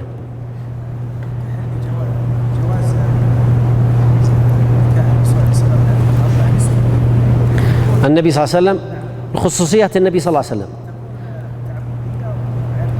خصوصيات النبي صلى الله عليه وسلم بعضها تعبدي بعضها معقول معنى لكن لا فرع لها، فهي من معدول به عن سنن القياس. خصوصيات النبي صلى الله عليه وسلم، أهم خصوصية من خصوصيات النبي صلى الله عليه وسلم الوحي، النبوة، فلا يوجد بعده نبي. هذه من خصوصياته، ولذلك يعتبر من الايش؟ من المعدول به عن سنن القياس. الشرط السادس ألا يكون أي الأصل منسوخا، لأن المنسوخ لم يبقى له وجود في الشريعة. أنتم معي؟ لا أحد يقلب الصفحة، دعوكم معي في هذا. جاءنا نص وعملنا به فترة، عمل به المسلمون فترة، ثم نسخ هذا النص، ثم جاء فقيه فقاس فرعا على هذا الأصل المنسوخ المنتهي خلاص، فهل يصح قياسه في هذا الزمان؟ نقول لا، لأنه ذهب ليس بحكم شرعي، انتهى. وضحت المسألة؟ نأخذ المثال. المثال في شيء من الطرافة والمهارة، فأريدكم أن تركزوا معي فيه وتستخرجوا بعض الفوائد منه. استقبال بيت المقدس بغائط أو بول. الأصل استقبال بيت المقدس بالصلاة، الفرع استقبال بيت المقدس بغائط أو بول. استقبال بيت المقدس بالصلاة قبل النسخ ماذا كان؟ واجبا، صح ولا لا؟ طيب، استقبال بيت المقدس بغائط أو بول على هذا الاعتبار محرم. هذا اسمه ماذا؟ قياس عكس. عرفتوا الآن؟ من أراد أن يعرف القياسات السابقة كلها قياسات طرد، أما هذا القياس فهو قياس عكس، فالحكم في الأصل الوجوب والحكم في الفرع التحريم، عكسه تماما. العلة قداسة المكان، فجاء رجل فقال يحرم استقبال بيت المقدس بغائط أو بول قياسا على وجوب استقبال بيت المقدس بالصلاة قبل النسخ. نقول قياسك فاسد، لأن استقبال بيت المقدس بالصلاة قد نسخ وانتهى، فلذلك لا يصح هذا القياس. وضحت هذه المسألة؟ لأن المنسوخ في حكم المعدوم فلا يعتبر حكم شرعي، انتهى الحكم الشرعي. خلاص؟ عرفتم الآن ما معنى قياس عكس؟ استفدنا مسألتين. المسألة الأولى أن المنسوخ يعتبر في حكم المعدوم ولذلك لا يجوز القياس عليه. المسألة الثانية القياس العكس، هناك واجب وهنا ماذا؟ محرم. نأخذ مثال آخر، صحة صوم رمضان بنية من النهار. طبعا لا آتي بكل المثال، إنما آتي برأس المثال ونشرحه. جاءنا الخبر الساعة يوم 30 شعبان، يوم 30 شعبان قمنا في الصباح وأفطرنا، ثم بعد ذلك جاءنا الخبر الساعة 10 أن هذا اليوم من رمضان. طبعا الكلام هذا ما ينفع في هذه الأزمان، يمكن في الزمن القديم كان ينفع، كان موجود وبكثرة، ولا يكاد يمر 4-5 سنوات إلا ويغلطون في هذه المسألة في الزمن القديم. لماذا؟ ما كان يأتيهم الخبر، شوفوا، من المغرب إلى اليوم الثاني عن طريق المبرقات التي تأتي إلى أبها، ثم تأتي إلى عندنا في الخميس وفي أبها، ما تأتيهم إلا اليوم الثاني الساعة 10، وقد أفطروا وقد شربوا من الماء ومع أغنامهم وفي مزارعهم يأكلون ويشربون، وإذا بهم يسمعونه يرمي بالبندق ويقول إيش؟ صوموا صوموا، اليوم رمضان، اليوم رمضان. فهل يبدأون بالصيام ويحسبونه يوما، أم أنهم يصومون ويقضونه؟ خلاص؟ فهناك من قال يبدأون بالصيام من حين العلم، ولا يشترط النية من الليل، ولا يشترط النية من الليل في هذه الحالة، قياسا على ماذا؟ على عاشوراء. اسمعوا معي، الأصل عاشوراء، حكم الأصل صحة صومه بنية من النهار، الفرع صيام رمضان. دليله حديث الربيع بنت معوذ قالت أرسل رسول الله صلى الله عليه وسلم غداة عاشوراء الصباح ضحى إلى قرى الأنصار التي حول المدينة: من كان أصبح صائما فليتم صومه، ومن كان أصبح مفطرا فليتم بقية يومه. واضح الحديث؟ فاعتبر النبي صلى الله عليه وسلم صيام أولئك المفطرين، لأن العلم لم يحصل إلا متأخرا. فهل نقيس الحالة التي ذكرتها لكم قبل قليل على هذه الحالة؟ نقول صيام عاشوراء نسخ، فقد كان صيام عاشوراء واجبا ثم نسخ بصيام رمضان، نسخ في السنة الثانية بصيام رمضان. فهنا طبعا القياس قياس شبه حكمي، ما نستطيع أن نقول أنها إيش قياس علة ولا قياس دلالة، إنما هو قياس شبه حكمي. هنا السؤال: هل ترون أن هذا المثال ينطبق على هذا الشرط السادس ألا يكون منسوخا، لأن المنسوخ لم يبقى له وجود في الشريعة يعني معدوم، فهل ينطبق أم لا ينطبق؟ أنت ايوه لا ينطبق. ليش؟ وهو نسخ.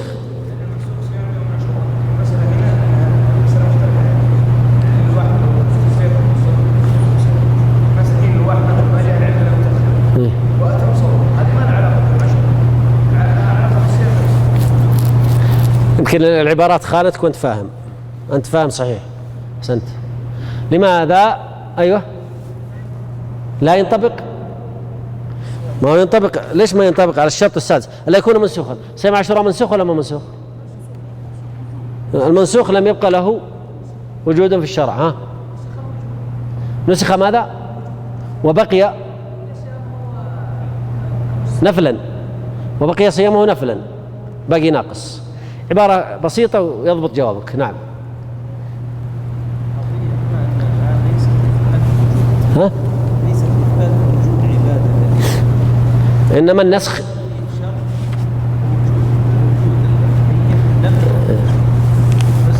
إذن نقول الذي نسخ من صيام عاشوراء فقط نسخه من الوجوب إلى الندب فقط، بينما بقية أحكام عاشوراء موجودة ومنها هذا الحكم، فيبقى على ما هو عليه.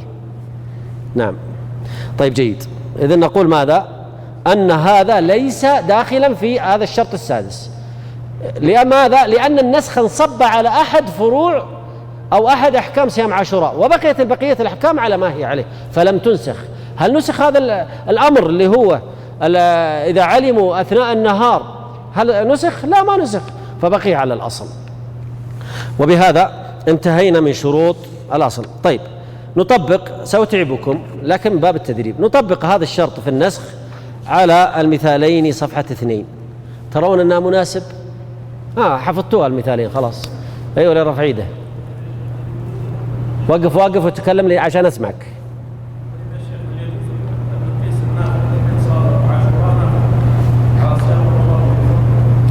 نقيس رمضان على النافلة؟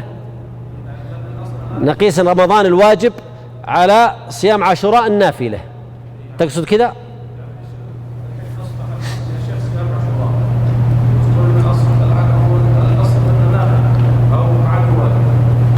فهل يجوز أن نقيس رمضان وهو صيام واجب على عاشوراء وهو نافلة؟ وما الذي يمنع؟ خاصة وأن قياسنا في زاوية الكيفية لا يتعلق بإيش؟ بوجوب الأصل واختلاف الأصل. ولذلك هناك قاعدة: لا يلزم من وجوب الأصل وجوب الوصف، ولا يلزم من وجوب الوصف وجوب الأصل. صلاة الضحى سنة ولا واجبة؟ صلاة الضحى سنة، صح ولا لا؟ طيب ايش رايكم لو اني قمت وصليت الضحى جهة المشرق على غير وضوء؟ جائز ولا حرام؟ حرام وهي من نافلة، لأنها نافلة في أصل الحكم، حرام في وصفها، فانصب الحكم على الوصف وليس على ليش؟ على الأصل. وهذه مثلها.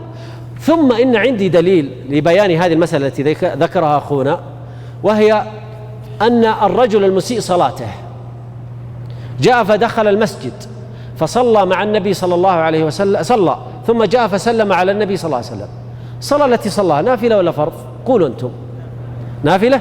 سأسلم لكم أنها نافلة. قسنا عليها الفرض ولا ما قسنا؟ قسنا عليها الفرض. ولو قلنا أنها فرض قسنا عليها النافلة. يجوز أن يكون الأصل نافلة وفرض ومع ذلك يصح القياس في الكيفيات. نعم. نعم. أي. ألا يقال في درس قبيل في درع عاشوراء أن يقال نسخ استقبال بيت القدس في الصلاة ولكن بقي القدس؟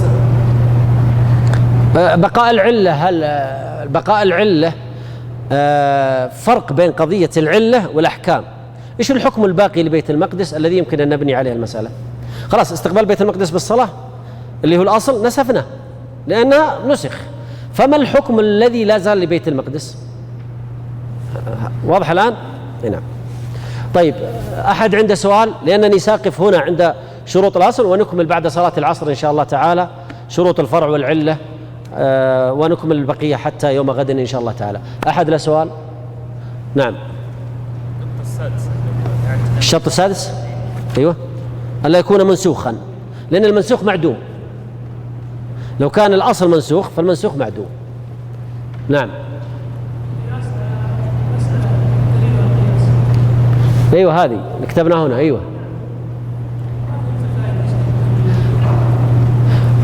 إذا اتفقت علة المسألة الأولى مع علة المسألة الثانية فلا يصح. إذا اختلفت، ودي تقراها بعدين مرة ثانية تتضح، إذا اختلفت علة المسألة الأولى عن علة المسألة الثانية صح. تعال معي صفحة 3.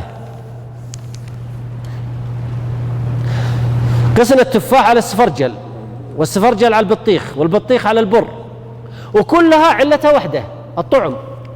ما لا داعي هذا القياس كله، إطالة بدون فائدة. احذفها كلها واستبقي التفاح على البر، والسفرجل على البر، والبطيخ على البر، وانتهت القضية. لماذا؟ لأن علة واحدة. لكن إذا اختلفت مثل الجب والقرن والرتق يفسخ به النكاح. العلة في الجامعة بين القرن والرتق مع الجب فوات الاستمتاع. العلة بين الجذام والقرن والرتق العيب. اختلفت العلة جاز القياس، اللي هو كونه عيبا. كونه عيبا لا، ليس عيبا.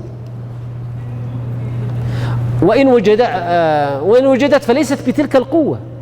هل هذه قوة لها؟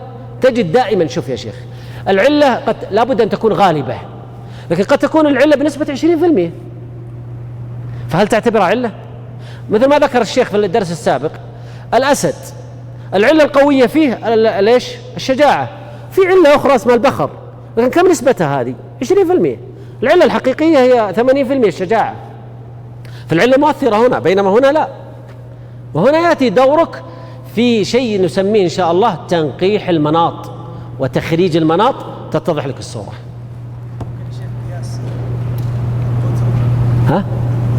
قياس بالنسبة للرطبة بناء على أصل الثوب، يعني لو أتينا بالمثال على الأربعة الأركان وقلنا الأصل ثوب والفرع رطبة، والحكم التحريم الإسماء والعلة، والحكم التحريم الإسماء والعلة هي إسماء ذاتها، يقال هذا صحيح على القياس.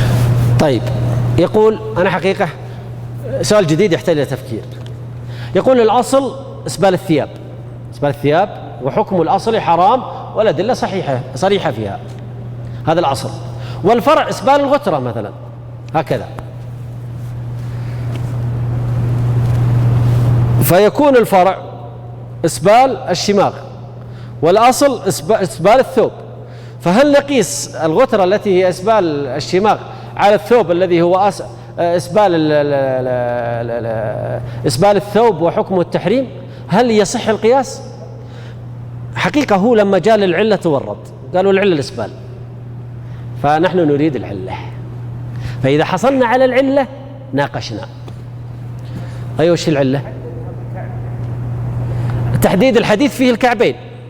طيب جيد، لكن القياس ما يلزم أنه يأخذ كل صور ليش المقيس عليه.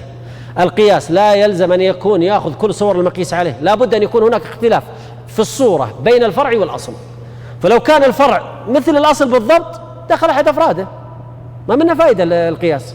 لكن لا بد من الاختلاف، فالاختلاف في الكعبين. لكن لا، إيش العلة؟ الخيلاء. إن قلنا أن العلة الخيلاء انتهى الموضوع. فإن عمل الغترة هكذا من باب الخيلاء فهو حرام. ها؟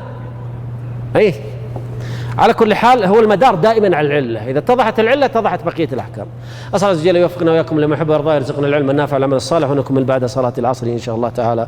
صلى الله على نبينا محمد.